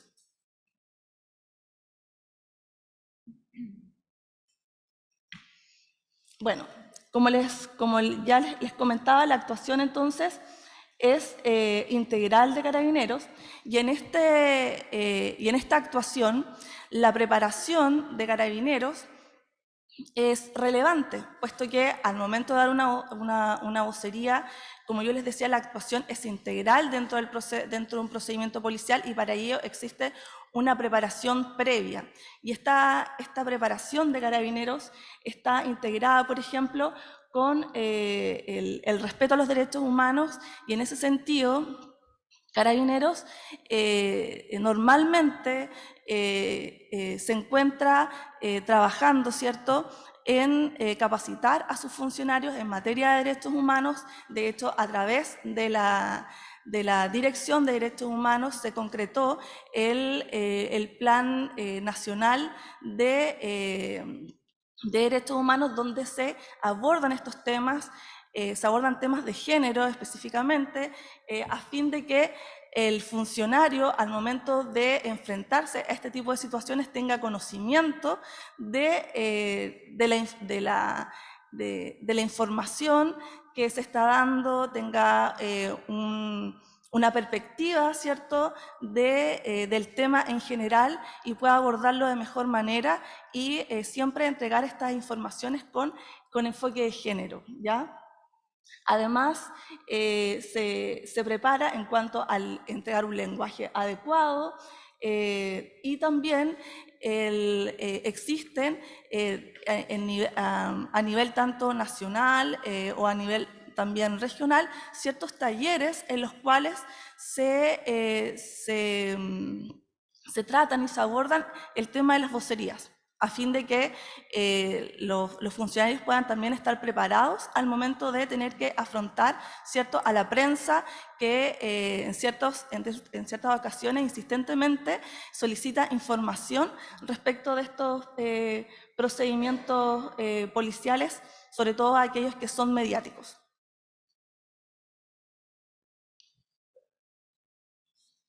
Entonces, así, la preparación que existe, como les decía, es integral, y a nivel institucional, nosotros existe un departamento de comunicación. Ese departamento de comunicaciones depende de la Secretaría General de Carabineros, y a nivel regional nosotros tenemos asesores comunicacionales, y por ende a nivel regional, actualmente acá en la zona de Carabineros Biobío tenemos 2 asesores comunicacionales, uno acá en Concepción y otro en la ciudad de Arauco, en donde nos colaboran, ¿cierto?, y también imparten algunos talleres en materia de vocerías respecto de qué se puede decir en ciertas ocasiones, y orientar a los funcionarios que hacen este tipo de presentaciones. Es importante también señalar que no existe un representante o un vocero oficial, por ejemplo, como podríamos llamarlo a nivel regional, sino que la vocería se da o se entrega por los mandos territoriales. Es decir, ya sea puede ser el prefecto, puede ser los comisarios de unidades, puede ser el oficial que llega al lugar de los hechos, y por ende todo funcionario debe tener una preparación en este sentido, saber qué decir, tener conocimiento de las materias de que se trata. Y es por eso que en los procedimientos policiales las vocerías o respecto de lo que se debe o no se debe decir, no solo se enfoca a los hechos o los procedimientos de violencia de género, sino que en relación a todos los procedimientos policiales, porque en todos ellos tienen esta tramitación, ¿cierto? Esta entrega de información que debe ser respetuosa de las víctimas, y también en cuanto a que se debe entregar una información precisa y veraz, y no como lo dice el título de esta presentación, que no debe basarse, ¿cierto?, en ser sensacionalista. Gracias.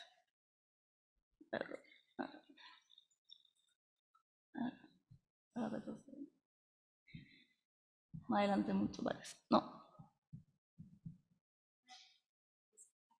Para atrás. Ya, ahí está. Ya. Ahí está. Así entonces, como yo les comentaba, el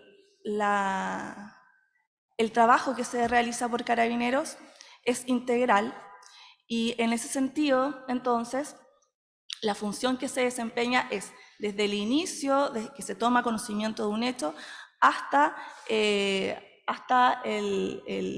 la adopción completa del procedimiento y la ayuda, ¿cierto?, que se le entrega, por ejemplo, en el caso a las víctimas, es total. Es decir, se entrega información, pero además nosotros les estamos entregando un servicio a la persona, una ayuda a la persona, y es en ese sentido entonces que nosotros siempre queremos transmitir esta ayuda que nosotros proporcionamos a la comunidad, por ejemplo, a través de nuestras redes, de las redes sociales, los fonos denuncia, donde entregamos información a las víctimas en este sentido de violencia de género, donde existe personal especializado, ¿cierto?, que conoce estas materias a fin de poder orientar a las víctimas en tal sentido respecto de los canales de ayuda que existen, y por lo tanto no solamente nuestra labor en materia de violencia de género se enfoca a cómo tratar el tema hacia los medios de prensa, sino que es la información o la ayuda que se da es de carácter integral, la preparación que se tiene, ¿ya? Entonces, así el trabajo que se realiza, y es lo que quiero destacar, en cuanto a materia de violencia de género, no solo se limita a qué decir en ciertos aspectos o en cierto procedimiento policial, sino que es integral en la ayuda que se le da y en el auxilio que se le da a las víctimas en este caso. Con eso termino mi presentación. Muchas gracias.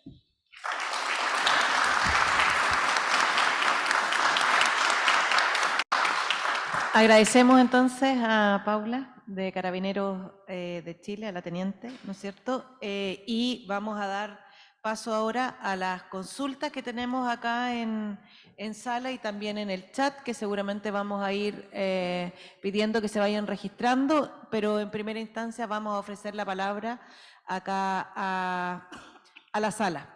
¿Quién tiene alguna consulta? Acá tenemos la primera pregunta. Por favor, identificar a quién.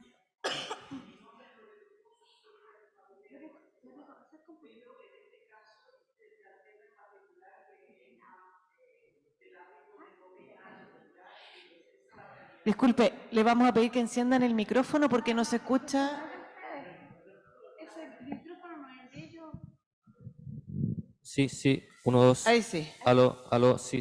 Ahí va el micrófono. Ahora sí, que no se escuchaba muy bien.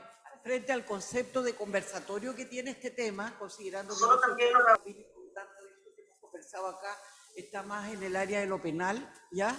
Creo que es importante efectivamente ver desde el punto de vista de la presentación cuáles son los tres ámbitos que dicen relación con la comunicación y los límites dentro del contexto que se ha dado, es decir, comunicación a partir de los tribunales de justicia, como lo expuso la periodista, comunicación a partir de la fiscalía, como lo señala el fiscal, y comunicación a través de carabineros, como lo han señalado los carabineros. Sin embargo, me da vuelta la idea de comunicar sin comunicar, ¿ya? En el sentido de ser tan cuidadosos con el tema de comunicar que al final no estemos comunicando, ¿ya? Primero que nada, porque efectivamente en este comunicar sin comunicar, efectivamente hay elementos como los que trató la periodista, en el sentido de que existe material en el cual nos podemos informar en términos generales de la ley, quién puede reconocerse o no como víctima, dónde puede llamar, etcétera, etcétera, etcétera. Sin embargo, frente a los hechos penales y básicamente considerando el interés que estas materias tienen para el público, ya creo que tenemos desde el punto de vista ya no de ustedes, porque cada una cumple un rol de comunicación en un ámbito específico, no perder de vista ya el interés de la víctima, ¿ya? ¿Por qué? Porque en los tres casos están hablando de una víctima que no quiere ser victimizada, ¿ya? Y desde el punto de vista de lo que vemos a veces en los temas de cómo se comunica por la opinión pública o por la comunicación de los medios de comunicación, estamos hablando de una víctima que sí quiere comunicar. Entonces, de repente, esta situación de comunicar sin comunicar puede llevar también a invisibilizar a una víctima que quiere comunicar, ¿ya? Ahora, ¿cuál es la demostración de aquello? Si ustedes llegaron al tribunal a través de las puertas del tribunal, verán que en los pilares, y esto es habitual, ya existe este requerimiento desde el punto de vista de las víctimas de algunos hechos de carácter policial que dan cuenta de esa necesidad de comunicar. O sea, aquí abajo nos deja todos los días grabados, ¿no es cierto? No se suicidó, la mataron, doña esta que sigue, que la siguen acompañando en el dolor de la familia de doña esta, que todavía no le soluciona el problema. Entonces, creo que efectivamente reconociendo que desde el punto de vista institucional, cada institución cumple desde el punto de vista comunicacional el darle un perfil a la forma de comunicar, no hay que caer en el riesgo de que estén dejando el silencio a la víctima que quiere comunicar. Entonces, en estos tres casos, sea dentro del Poder Judicial, sea dentro de Carabineros, sea dentro de la Fiscalía, yo creo que un elemento a considerar es también preguntar a la víctima o familiares si ellos tienen interés en comunicar o no. ¿Por qué? Porque dentro de lo que estamos mirando hoy día, por ejemplo, en una cuestión que se acaba de fallar, que es el caso del joven de Temuco, ¿ya? La posición de uno de esos padres que representa a uno de las víctimas, que fue activo en la investigación, hizo posible que la forma de presentar la situación que había sucedido con su hija, ya abriera la posibilidad de que otras de las víctimas que habían estado dudosas ante la posibilidad de actuar en ese juicio como víctimas de las cuales se resolvió el proceso, se atrevieron a incorporarse a la investigación, a la segunda investigación, en términos estratégicos, digamos, solo por haber conocido ya de la forma en cómo ese padre enfrentaba la situación de ese efecto, ¿ya? Entonces creo que ahí hay que tener un poquito de cuidado, en el sentido de que encuentro que es lógico que efectivamente el Poder Judicial tenga una línea de comunicación con los límites, que Carabineros tenga límites de comunicación y límites, que la Fiscalía tenga límites de comunicación, pero creo que lo más respetuoso para el efecto de la víctima es también, en los tres casos, ya frente a una víctima, decir, que le interesa o no le interesa comunicarse. ¿Qué es lo que quiere comunicar? ¿Lo podemos comunicar nosotros o usted se va a comunicar? Normalmente en los medios públicos nosotros vemos, por ejemplo, que las víctimas son las que ponen a disposición de los medios de comunicación lo que dicen las cámaras de seguridad. No hay ni el Poder Judicial, no hay ni Carabineros, no hay ni la Fiscalía. Son las víctimas, sus abogados, los que dicen, encontramos las cámaras y esto aparece. Y parece que no está siendo considerado ni por aquí, ni por aquí, ni por aquí. Hemos descubierto, ¿no es cierto?, en los últimos momentos, la grabación del teléfono. Entonces, estos también son elementos que desde el punto de vista de la comunicación y con la finalidad, esto es normalmente de la investigación de un delito, ¿ya? Se habla, está dentro de estas limitaciones de comunicación, el no invisibilizar, ¿ya? O sea, obviamente se trata de no victimizar, pero también de no llegar a invisibilizar a quienes en calidad de víctimas son. Sí, bueno, voy a pasar la palabra, pero desde el Servicio Nacional de la Mujer nos ocurre mucho que tenemos que tener mucho resguardo porque hay un protocolo, por ejemplo, para comunicar los casos de femicidio y apenas sucedido, ni siquiera están, hay una formalización y nos piden la cuña, ¿no? La vocería. Y nosotros no podemos, ni siquiera hemos tenido el patrocinio de la familia, ni nos hemos referido a la familia, y claramente no podemos dar nombre ni nada. O sea, cada femicidio, cada hecho de violencia es único y hay que aplicar el criterio, y muchos protocolos también están dados para los descriterios. Yo lo he hecho para... tiene que ver con un poco con eso. Y segundo, que claro, todo esto tiene que ver con la autorización de la familia, ¿ya? O sea, si hay una familia y hay casos en los cuales se requiere esta visibilidad, lo conversábamos con Lucy, el tema de Antonia Barra y todo el posterior, ¿no es cierto?, hecho de justicia que hubo, tiene que ver con una movilización de la familia, pero ahí hubo una decisión familiar de dar a conocer el hecho. Aquí lo que estamos analizando es que una vocería donde no hay un conocimiento de la familia. Escuchamos el testimonio de María José, donde ella se entera de un hecho brutal a partir de una vocería externa de cómo había sido asesinada su mamá. Es lo que estamos conversando hoy en día. Es la decisión donde yo no tengo el permiso ni de la familia y doy a conocer los detalles. Se entiende que teniendo esa autorización, obviamente hay una conversación distinta. ¿Cedo la palabra a las expositoras? Yo quiero decir algo muy cortito. Yo creo que hay que distinguir. Una cosa es que los límites que hemos puesto y que han dicho las expositoras son intransables. La forma de comunicar violencia de género con los límites que se han puesto son intransables. Otra cosa distinta y que no tiene que ver con la comunicación es el legítimo reclamo que hacen las familias, las víctimas y sus cercanos. Esos legítimos reclamos no tienen que ver con la materia que estamos tratando, como hablaste tú. Nuestros límites son intransables. El resto, el reclamo de la familia, no es comunicación, es un derecho objetivo a gritar, a expresarse, a decir lo que está pasando. Eso es todo.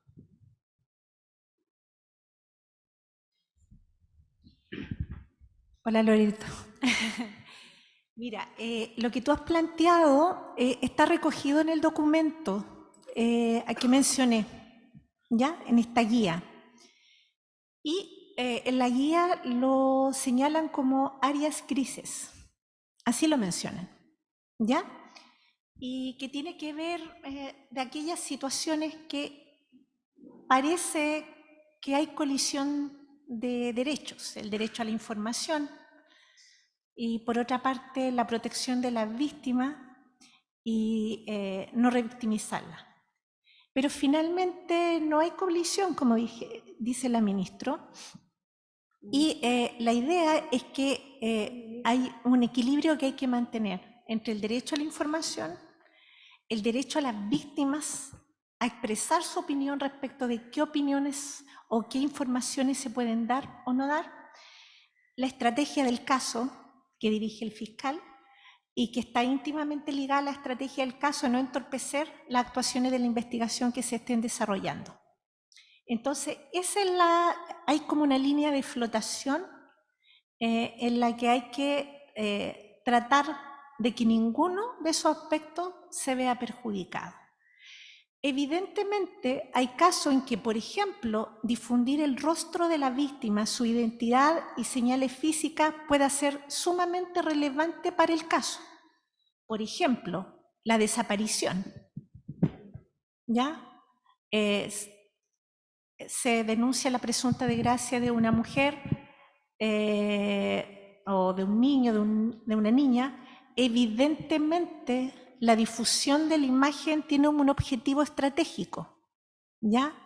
Mientras más personas conozcan la cara y puedan dar información respecto de dónde la han visto, si la han visto, en qué situación la han visto y que eso es relevante para la información, evidentemente aparece como deseable difundir eso. Pero en otros casos aparece como gratuito. Entonces, de ahí que finalmente tengamos que ir al criterio del caso a caso. ¿Ya? Tipo de foto que se publique también es importante. Claro. La imagen que difundamos de la persona que está desaparecida también es importante. Entonces, el tratamiento de la información en estos casos es para conversar, es para revisar, para que no pase a ser una crónica policial, como tú bien lo decías. Perdón, yo solo quería, que me parece muy interesante su reflexión, magistrada, y como que yo creo que en la primera frase que dije es que estamos en el límite entre la revictimización y la no visibilización del caso. Siempre es como la discusión, ¿no?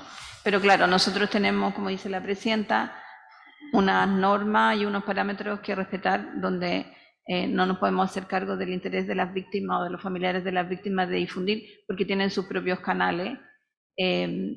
Y me parece súper importante respecto a lo que tú dices de las imágenes, porque ya no somos dueños de nuestras imágenes cuando tenemos todo publicado en las redes sociales. Entonces, si aparecen las víctimas bailando en 1000 actividades, es que están publicadas en las redes sociales. Los periodistas no tienen que esforzarse demasiado en encontrar imágenes, ¿no? Entonces, no, es cierto que hay que aplicar un criterio, pero digamos, está todo disponible. No hay que ir a robarse una foto para...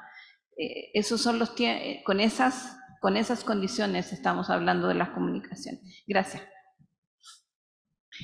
Muchas gracias. ¿Más consultas? Perdón. Sí, disculpe. En el caso de Carabineros, quería acotar que Carabineros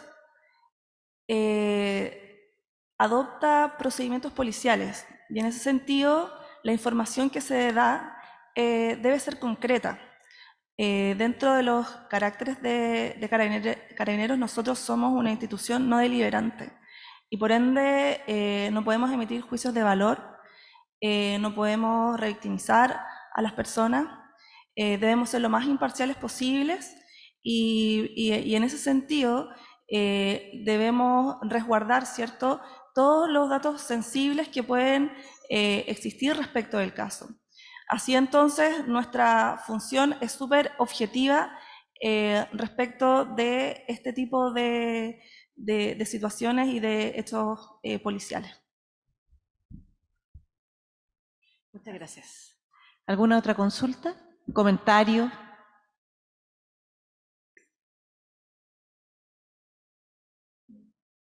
Parece que no. ¿En el chat tenemos alguna consulta? Ni comentario. Sí, por supuesto.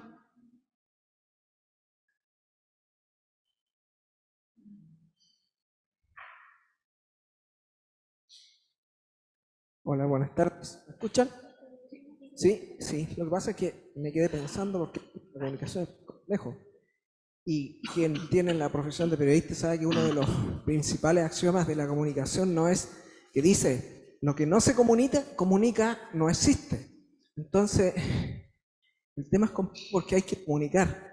Y me gustó lo que dijo en la parte de la fiscal, porque tiene sentido cuando dice que comunicar, pero aprovechar la ocasión ahí para dar cuenta de educar a la población al momento de informar, de entregar la información, de decir, oye, esto que ocurre, existe la ayuda, existe tal instituciones, existe todo esto para que estos hechos no vuelvan a ocurrir. Eso me pareció interesante de destacar para aprovechar de hacer, no es publicidad, pero decirle a las personas que es un mensaje como no explícito para las demás víctimas que son de violencia, de que hay lugares donde pueden acudir para que no tengan que llegar a ser en un momento dado ellas las tema de noticias, ¿no? Si no se comunica, no existe, y claro, se entiende que tiene que ser con el permiso de las personas involucradas. Ahora, en estos tiempos de fake news, de redes sociales, donde no solo la información puede llegar porque sea otorgada a través de estos 3 canales, sino que a veces la familia no tan cercana, amigos relacionados a las víctimas, que suben información creyéndose que con eso están haciendo un favor o lo comentan morbosamente, también me parece que es un tema complicado de manejar, y también es un lugar por donde se escapa la información, no solo de estos 3 canales. Eso. Muchas gracias por el comentario. Bueno, si no tenemos más consultas, agradecemos a todos y todas, a las personas que también se conectaron el día de hoy. Creo que es un tema que requiere de mayor reflexión, requiere de seguir conversando. Esta es la primera actividad que tenemos regionalmente. Hoy lo hacemos desde las vocerías, creo que también tenemos que hacerlo con los medios de comunicación para seguir construyendo una respuesta acorde a este tema que obviamente cobra la vida desde el punto más extremo, la vida de mujeres y niñas. Así es que agradezco a las participantes del día de hoy, ¿no es cierto?, que estuvieron presentes, a Lucy, a Paula y también a Marcela, y cedo la palabra a la presidenta de la Corte de Apelaciones, que es parte, y también, ¿no es cierto?, a Cernamec, que estuvieron haciendo la convocatoria de esta actividad. Presidenta, le cedo la palabra. Solamente quiero agradecer la tremenda convocatoria, quiero agradecer las exposiciones de todas las invitadas. Esta no es una actividad de la Corte de Apelaciones, esta es una actividad que hicimos en conjunto todas las instituciones que estamos sentados aquí en este mesón. Trabajamos hace mucho tiempo en un tema que nos parecía relevante y por lo que veo y por la convocatoria así lo es. Vamos a hacer una segunda parte en la que ya quedan todos y todas invitados desde ya. Muchas gracias.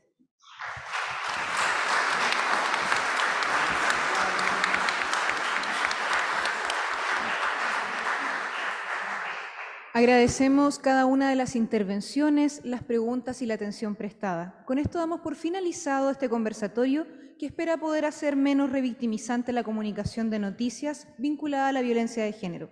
Muchas gracias por su asistencia y que tengan todos y todas muy buenas tardes.